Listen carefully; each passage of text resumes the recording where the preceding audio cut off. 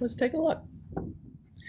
Seething over inwardly with fierce indignation in my bitterness of soul, hear my declaration. I am of one element. Levity, my matter, like enough a withered leaf for the winds to scatter. Eh? He sounds really mad. Yeah, seething over inwardly. This is not somebody who's, devoutly praying. Seething. Generally speaking, Christian devoutness, and devoutness in most faiths, involves a kind of peacefulness, inner peacefulness particularly. You're not supposed to get angry and emotional. You're supposed to be calm and focus on the glory of divinity. Seething over inwardly with fierce indignation. Inwardly, meaning he cannot express it. Indignation, meaning he resents what is out of him. He resents the restrictions. He resents the lifestyle. He resents the rules, always bearing down on him and seeking to constrict his natural human personality, his likes and his wants, his desires even.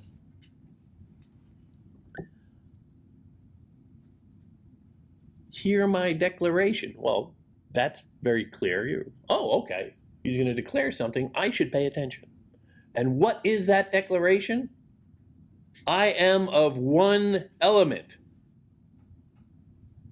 What? I was getting ready for him to say, something good. Like, you people suck. Damn it, I want to sleep late on Sundays.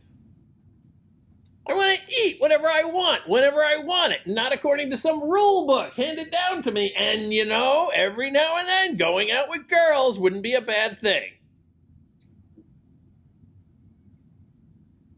That's what I was primed for. But I am of one element. What the hell does that mean?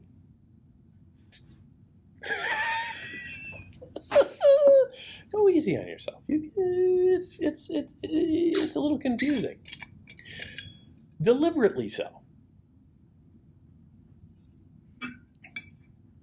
I am of one element. Well, I am like a person, like a human person, and I have like needs. Yes. And he's, like you said, he's being restricted. Yes. Why is he being restricted? Because he's living in a church. And the church is trying to inspire what? Like praise to the Lord. And praise to the Lord, something above. Yeah, focus on something else. Right.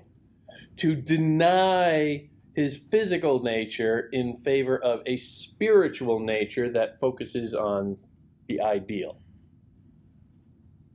Spiritual, physical. Two natures. Two elements. And he's saying, no. I am one. You can't restrict me. You can't tell me that it only matters what my spirit does. Because I'm a package deal. I am body and spirit, flesh and soul.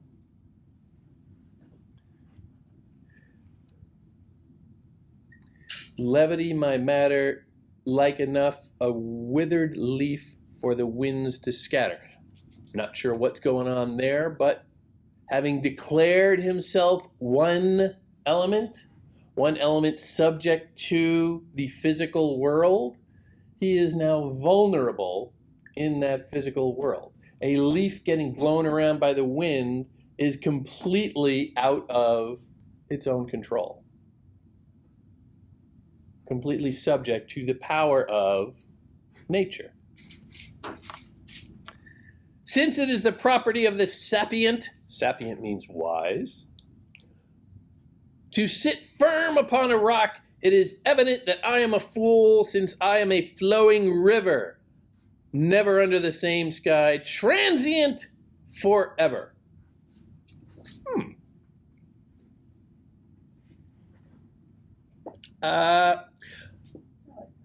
What's that? I like this stanza.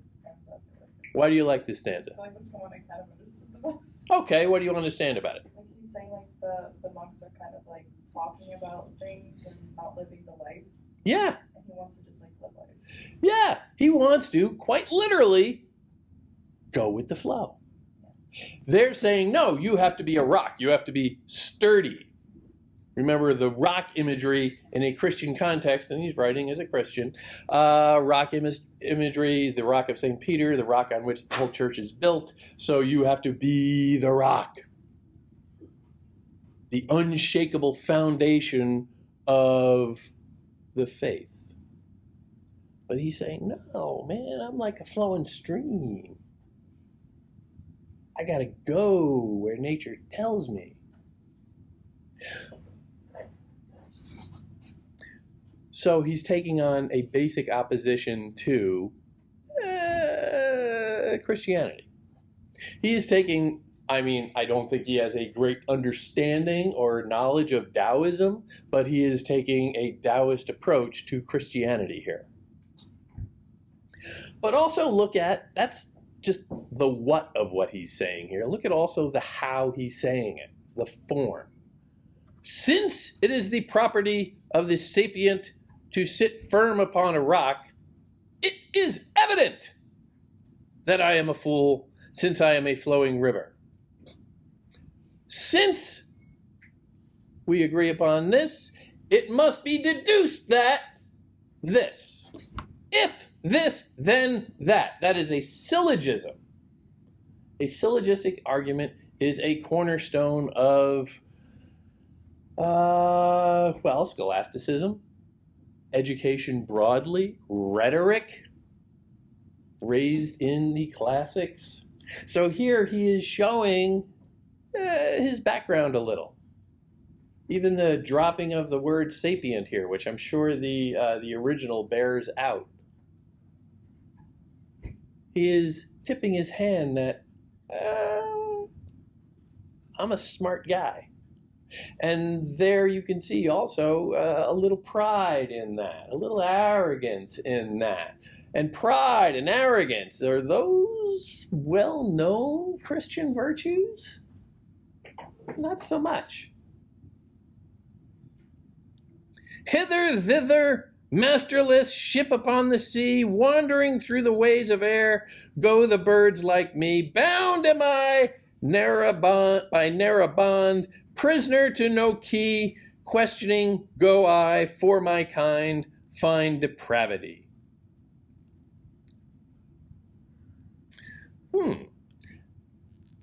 Hither, thither, masterless. Well, if the one thing you are in the Catholic Church is masterless, then you are not a Catholic at all, because they like their hierarchy. Ship upon a sea, another image of being blown around, another image of some vulnerability before nature, being subject to nature. Go the birds like me. More natural imagery, more images of being blown around. Bound am I by narrow bond, prisoner to no key. Key of St. Peter. Key to the church. Key to the kingdom of God. Questing go I, for my kind find depravity. He is, hey, is there anybody else like me out there? And what I see is, oh yeah, there are, and they're not the good people. So he is finding depravity The depravity that exists in himself, he is finding outside of himself, outside of the church. The depravity that he might otherwise reject, he has to admit, is part of him. He is not pure spirit. He is not partaking in the divine ideal at all times. He is also a little dirty, a little naughty from time to time. Never yet could I endure soberness and sadness. Jests I love, and sweeter than honey find I gladness. Whatsoever Venus bids is a joy excelling. Never in an evil heart did she make her dwelling. He likes the good times. The never yet could I endure soberness and sadness. He's a party guy. He wants to go out and have a good time.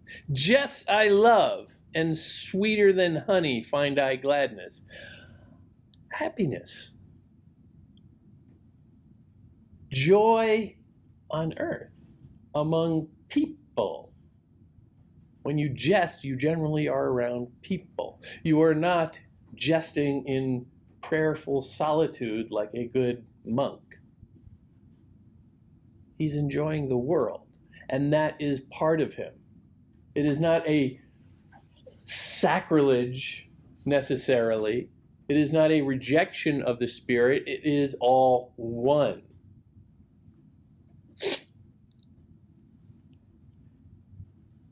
And in this, I will point out also, he is mirroring two different classical poets. That line earlier of the flowing river, never under the same sky, transient forever, that is an echo to me of the Roman poet Ovid, who wrote the Metamorphosis, which is all about change and all about free flowing, and nothing is ever distinct. It is always in one state of change, continual throughout its life. So that seemed very Ovidian to me. And then, never yet could I endure soberness and sadness, jests I love, and sweeter than honey find I gladness. That is the Roman poet Catullus, quite frankly, who writes about sensuality, writes about drinking very often, writes about sex quite a lot, and indulges in the physical pleasures of the world rather than focusing on something abstract and ideal up there. So he is dwelling in these pagan examples. He also name checks Venus in there. I'm sure you all caught that. So he is also working in that binary of the pagan past and the Christian present and trying to find some unity between them. Just like he's saying he is one element, not a body and soul separate, but here he is pagan and Christian combined as well. So it's trying to do that synchristic work, trying to weave it all together into himself and create a space where his human identity can exist. And he doesn't have to crush the one aspect for the other.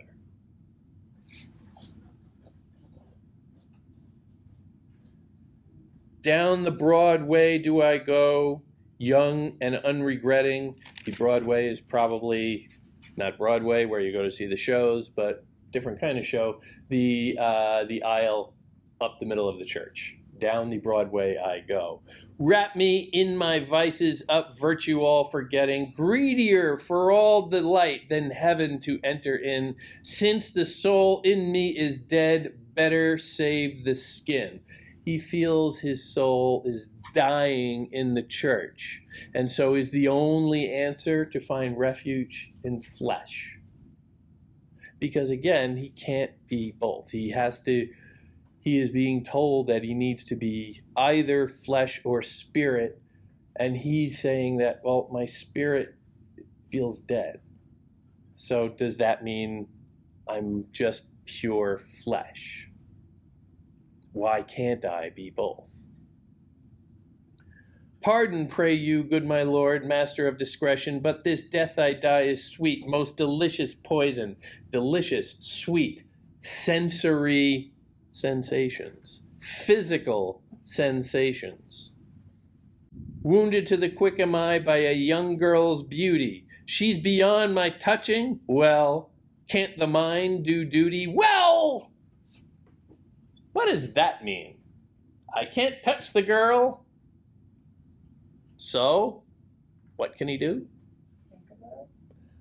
Think about her.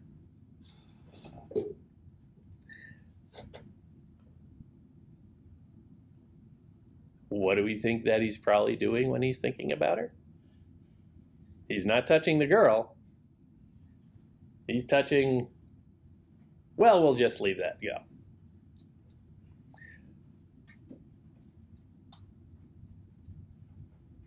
Young men separated from women, nothing to do. Yeah, they go there. You get a little masturbation joke in the middle of a churchy-ish poem. Sit you down amid the fire, will the fire not burn you? To Pavia, noted fun town, kind of like the New Orleans or the Vegas of today. To Pavia come, will you just as chaste return you? Probably not. Pavia, where beauty draws youth with fingertips, youth entangled on her lips, ravished, youth entangled in her eyes, ravished with her lips, let you to Hippolytus, another classical reference, in Pavia dine him, nevermore, Hippolytus, will the morning find him, in Pavia not a road but leads to venery, nor among its crowding towers one to chastity, yet a second charge they bring, I'm forever gaming, yeah, the dice hath many a time stripped me to my shaming, and what and if the body's cold, if the mind is burning, on the anvil hammering, rhymes and verses turning. Ooh, that is some sexy stuff going on there, and I'm not going to dwell on it, but I will point out that it ends with the reference to rhymes and verses. Rhymes and verses, literature, poetry, in a, again, a section that is all about going to Sin Town. Literature and poetry is what they were doing behind their supervisors' backs. They're writing this poem. They're writing poems like these. When their teachers and their masters and the head priests weren't really looking, and they could pass it to one another, like you're passing notes in junior high, and say, "Oh boy, don't let anybody see."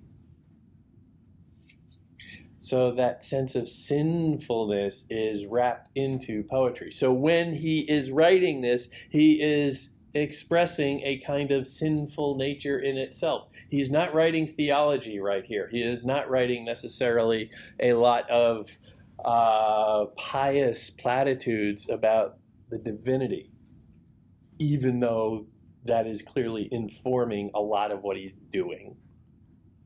This is an exercise in sin that he is appropriating and saying this too has value, because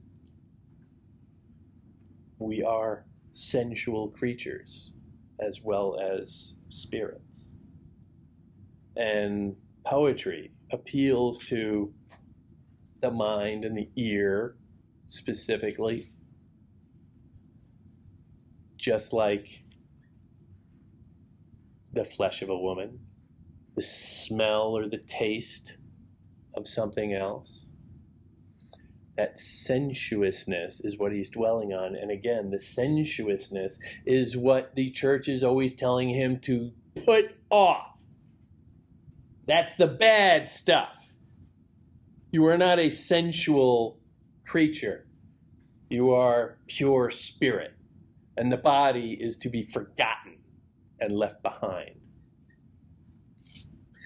Look again upon your list. Is the tavern on it? Another fun place. Yeah, and never have I scorned, never shall I scorn it till the holy angels come and my eyes discern me singing for the dying soul, requiem aeternam. Singing. The stanza right before that references poetry. Here we end with singing. That repetition of art being a little dirty, little fun, little earthy. For on this my heart is set when the hour is nigh me. Let me in the tavern die with a tankard by me, while the angels looking down joyously sing over me, Deus sit propitius huic potatori. And you can read the footnotes for what that is, but this is at this point functioning as a kind of drinking song, a kind of good-natured, hey, I'm leaving it all behind me. It's 5 o'clock somewhere, damn it. Let's all just have a cold one and chill out.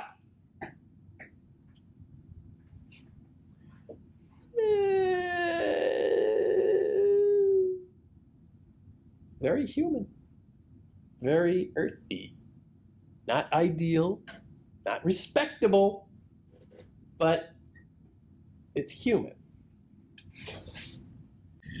'Tis the fire that's in the cup, woohoo!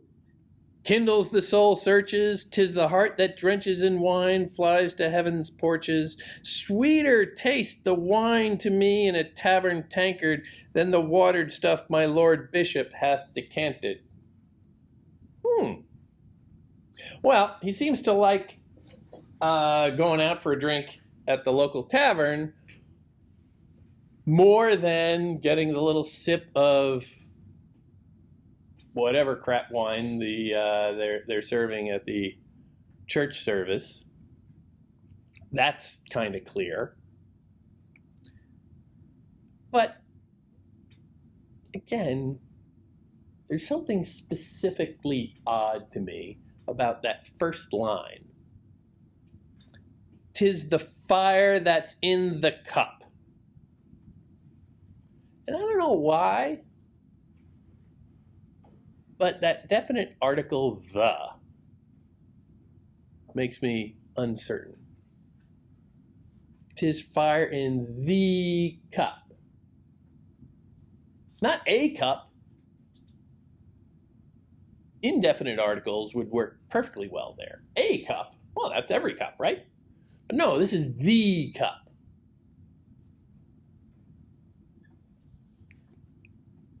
With fire in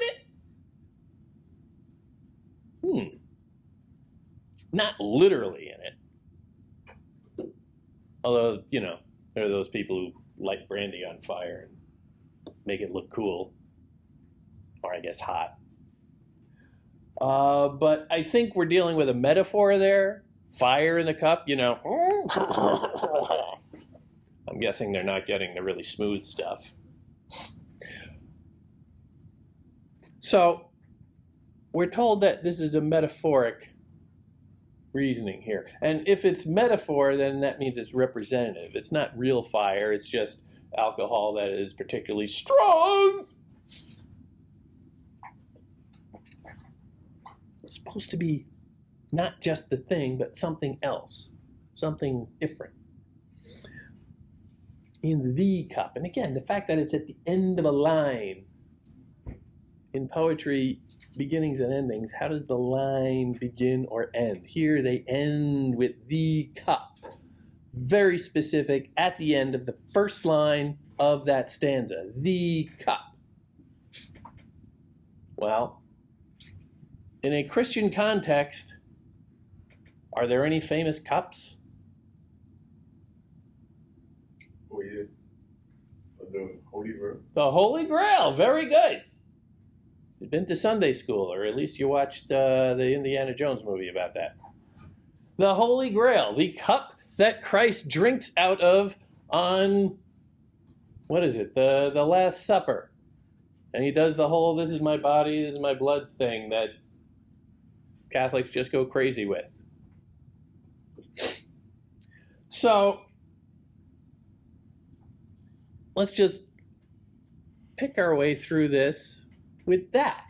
Because it can be, I think, a nice little thing about, crappy wine versus good wine. But if that could be something else, what does that do? 'Tis the fire that's in the cup, the Holy Grail, kindles the soul's torches. Metaphor. Kindles the soul's torches, lights the heart on fire. The grace of God lights the heart on fire. 'Tis the heart that's drenched in wine, flies to heaven's porches. Sweeter tastes the wine to me in a tavern tankard than the watered stuff my Lord Bishop hath decanted. Now again, sweeter, a taste sensation, a physical sensation, so that checks. But also here, if it's not just about the fact that, literally, I like the stuff I get in the bar more than the crap that the bishop serves out under the altar, but figuratively, if it's not about alcohol, but rather about what the cup, the Holy Grail contains, the grace of God, I like it more from the tavern than from the church. I get more spirituality from the tavern instead of the church. I experience divinity itself through the earthy, ordinary, human context of society than I do from the established church. So then, just being an ordinary human being is a kind of participation in divinity itself. You don't need to go to church to experience God. You only have to awaken yourself to it. So while he is writing this as this kind of good time Charlie, saying, hey, let's all just get hammered and have a big old time, he is also making a very specific theological argument. He's not just the dumb second son. He is positing that we are all human beings. We are all physical and spirit, one. And you can't draw clean lines between those two worlds. You can't say that I'm going to be all spirit or all physical. And you also cannot say that, okay, I'm going to go and partake in the spiritual part right now, and I'll leave the physical part for later. Here he's saying the physical part, the earthly part, the mundane, common, social part has in itself its own spiritual element, its own quality of divinity that we can't necessarily draw lines around. Let them fast and water drink, all the poets' chorus, fly the market and the crowd racketing uproarious, sit in the quiet spots and think, shun the tavern's portal, write, and never having lived, die to be immortal. First thing that jumps out with me, and again, translation is a tricky thing, the first thing that jumps out to me is the kind of swift, bouncy sound to that. It sounds again like a drinking song.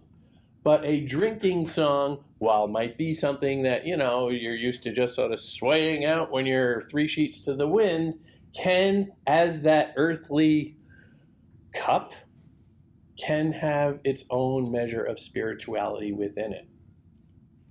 So the sing-songy barroom quality to this has an element of divinity itself. Never hath the spirit of poetry descended till with food and drink my lean belly was distended. But when Bacchus's lords, classical reference, Roman, leads it to my cerebral story comes Apollo, classical reference, Greek, with a rush, fills me with his glory. Just a note there, and we saw a little, we'll see references to this in a lot of stuff, but that basic formulation of God here, the Greek god Apollo, filling him with his glory.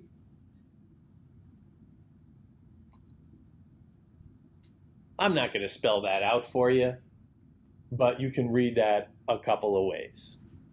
God filling him with his glory. Dwell on that as you like. Unto every man his gift. Mine was not fit for fasting. Who really likes to fast? Come on, that is just terrible. I'm sorry. But fasting is a practice that is meant to teach you to be aware of your body and to, in a way, disdain it for the life of the spirit. So that this is not accidental that he's dwelling on this. Never could I find a rhyme with my stomach wasting. As the wine is, so is the verse. 'Tis a better chorus when the landlord hath a good vintage set before us. We are, in fact, better Christians if we attend to our bodily needs. When we're hungry, we don't pray well. So fasting does not make sense. And the wine, blood of Christ in a Christian context, is better. Well, the singing is better with a better wine. The singing and the praising of God is better through a simple adjustment of worldly, physical, bodily sensation.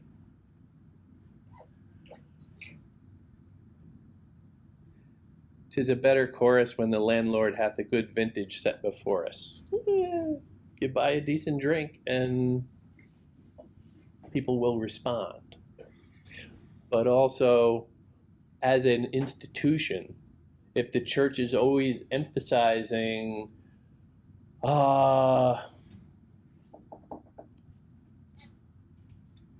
self-degradation, the hatred of physicality, the hatred of the body, if the church is not accepting humanity for its fullness,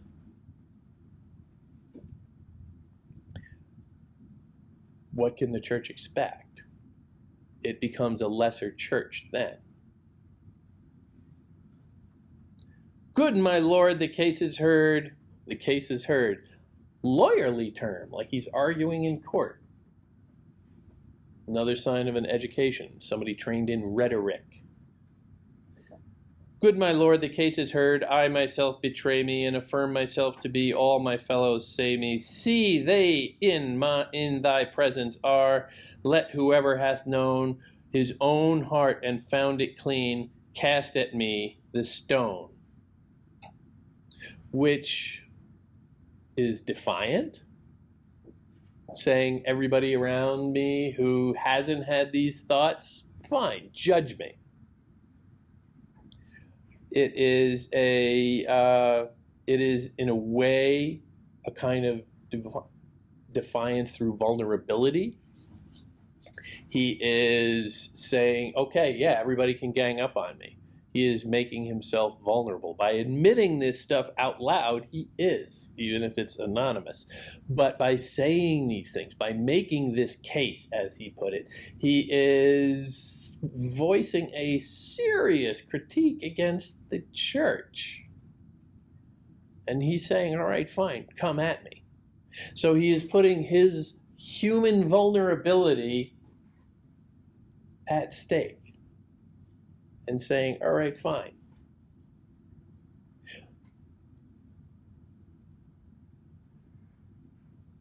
But he's doing it for a larger purpose. And that is to redeem the church in the eyes of God, to redeem society in the eyes of God. And when he does that, who's he imitating? Who redeemed society in the eyes of God? Jesus Christ. So he ends, beginnings and endings, he ends by claiming the mantle of Christ himself. He starts off with all of this, hey, let's just, party and loosen up. But he ends up being Christ.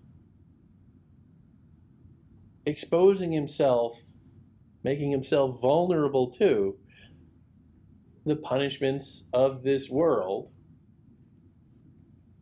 because of his embodiment of man or humanity, physical flesh and blood, with divinity, spirit. And when you think about it, and theologians do, that is the description of Christ. The unity of spirit and flesh. God made man. So it's a somewhat grandiose claim. You can't compare yourself to Christ and come off as humble. But the way he lays it out as a kind of argument, he is making the case that by living the way I am, as the union of body and spirit, I am more like Christ than the church itself. And along the way, that's the what of what he's doing, the how of what he's doing, the how of how he's doing it, to me is sort of fun in that he takes you on this kind of rollicking ride, the drinking song, the little jokes here and there, the celebration of sensuality. It's very Dionysian,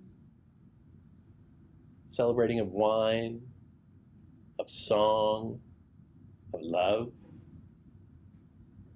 as in the Greek god Dionysius.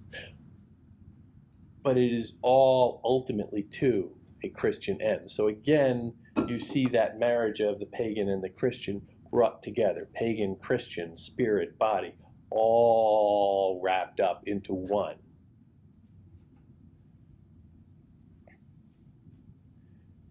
And through that, maybe he is trying to advocate for change in the institution. Maybe he's just trying to let people outside the narrow walls of the institution to let them know that, well, take what the church says with a grain of salt. You don't have to hate yourself. At least that's what I get out of it. Does it make more sense now?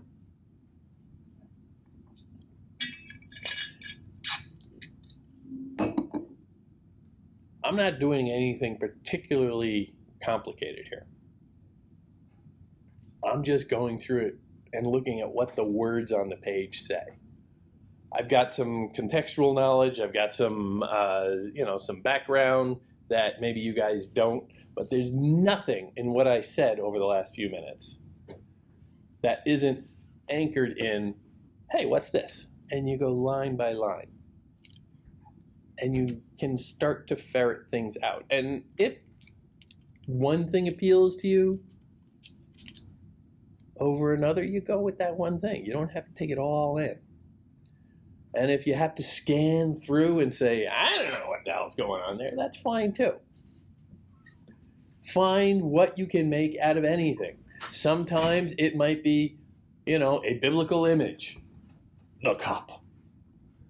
Sometimes it might be just the rollicking rhythm of the work itself.